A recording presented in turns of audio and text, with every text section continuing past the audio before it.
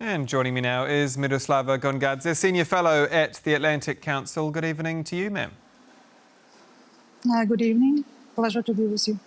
Pleasure to have you with us. We're hearing from leaders in Paris tonight that an anti-ballistic missile coalition has been born. We've been here many times before, a coalition of this, a coalition of that. Is this one common sense, using Ukraine's aerial expertise to beef up Europe's defences? I would say that this is a new development. New because finally European countries, NATO countries, realize that Ukraine has a lot of capabilities and a lot of knowledge in air defense built during this 5 years of war. Ukraine done it because of the lack of real big support, so they have to fight on their own for in a majority of the time, and that's very important. That finally the realization about the needs of not only helping Ukraine but boosting European security is there. So we saw this NATO development and realization and the willingness to make some cooperation with Ukraine specifically in drone development by bipartisan work on this development. So now coalition of willing is doing the same in the situation when there's not guarantees that United States will be providing enough support for European NATO countries, and the threats of Russia is very serious. This is the very good step forward to that, to securing the boosting defense in European countries on the European continent. A number of countries have signed up, including the likes of France, Germany, Italy, but there's no Poland in the mix. What do you make of that? Should we read anything into that? I mean, it's hard to say. We know this relationship right now, it's a little bit hardened by this historical discussion. We just saw, you had the story on Poland building this, the spaceship system. So Poland is definitely doing it on their own, but nobody has the experience in aerial defense as much as Ukraine has. So eventually, Poland would have to probably learn that and get to work with Ukrainians specifically on security issue. To be clear, how severe a weak spot is air defences for Kyiv right now, given the shortage of American supply? And does Europe actually have the right gear to be able to back up themselves?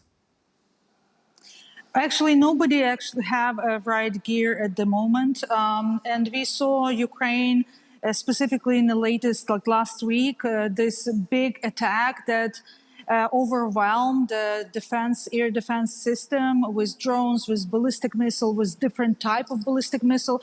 So Ukraine actually, have the expertise, but they still need ammunition, and ammunition is provided by United States, bought by Europeans. And again, it's not enough ammunition in Europe. So this technology has to be studied, has to be developed fast. And it's very good that European countries is stepped to that direction. The procurement system has to change in Europe. The modernization of the military capabilities have to be much more actively changed. So this all has to be done, and nobody at the moment has enough to if the situation will deteriorate further. That brings me to Patriots. Donald Trump has given a vague guarantee that Ukraine will be granted the licence to produce its own. President Zelenskyy has confirmed since the NATO summit that they have some kind of a political agreement. How do you view this? I mean, is this a case of good news on paper for Kyiv? OK, yep, but I'll believe it when I see it, because production is still a few years off, right? Yes, absolutely. However, this is the step in the right direction again. There is a legislation on the Capitol Hill about the co-production of drones. The Ukrainian air strikes in deep strikes into Russian territory changed the calculation of Ukrainian ability to defend itself, and that's probably changed the view not only in European countries but in United States as well. So the fact that President Trump agreed to some sort of development and transferring some of the knowledge, it's a very important step. Yes, it's not yet there, but everything has to start from somewhere. And the fact that even in United States, the legislative body is starting to build the system, the legislative system, to actually allow this co-production is a very important change of mind and change of views. How Ukraine can be helped and how Ukraine can help others. Miroslava, I want to ask you about Volodymyr Zelensky's cabinet reshuffle as well. What is the thinking behind moving on Yulia Sviridenko as Prime Minister? There are reports she will become US Ambassador. There are reports that the US Ambassador, Olga Stefanishina, is gone in the face of possible embezzlement charges. I mean, in your mind, what is going on here? President Zelenskyy, just to give our viewers a little bit of information, on Saturday announced the reshuffling of the government. That was quite unexpected to many people. And today, Prime Minister Sviridenko already came to the parliament and handed her resignation to the head of to Speaker of Ukrainian Parliament. And as soon as tomorrow, Parliament can start discussing the dismissal of the government.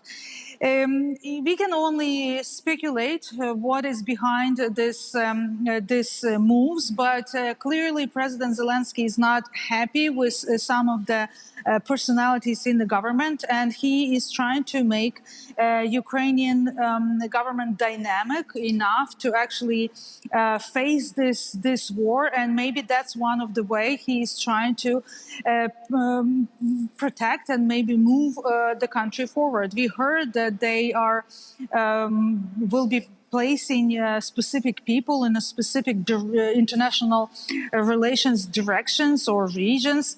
There are some changes in the strategy of how Ukraine speaks to the world and how Ukraine speaks internally. So we will see. At this moment, it's very difficult to say who will stay, who will go.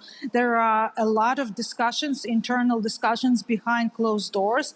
I know some of them. However, it's very early to say who will stay, who will go. Most likely, and that's what kind of already people or sources are saying, that Ambassador Stefanishina will remain in Ukraine. She will leave her post as ambassador to United States, and Prime Minister, still Prime Minister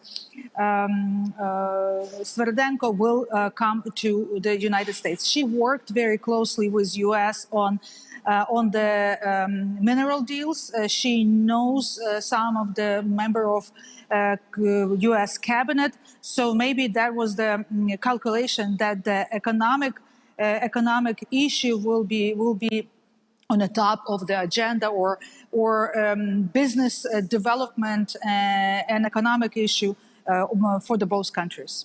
We're running out of time, but briefly then, does President Zelenskyy and Ukraine come out of this weaker or stronger? We had some clips from our correspondent Oz Chatterjee, went to go on the ground in Kyiv and speak to some people, and there was a real sense that some felt it could unsettle a government in a country at war, others felt it was the right time for a move. But where do you see it landing?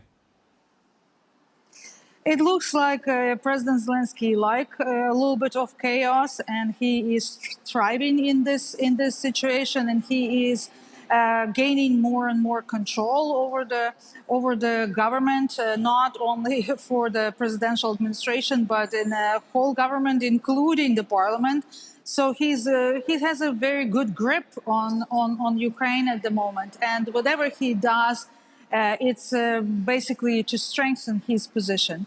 Again, there are a lot of discussions about the future for election in Ukraine, maybe even this fall. So we will see. I think it's all or majority of that related to two things: it's election and it's a war. Miroslava Gongadze, Senior Fellow at the Atlantic Council. Always a pleasure. Thank you very much for your time. Thank you. And that's all for World News tonight. Do stay with us here on TVP World for more news and analysis. I'm Aaron Darman. Good night.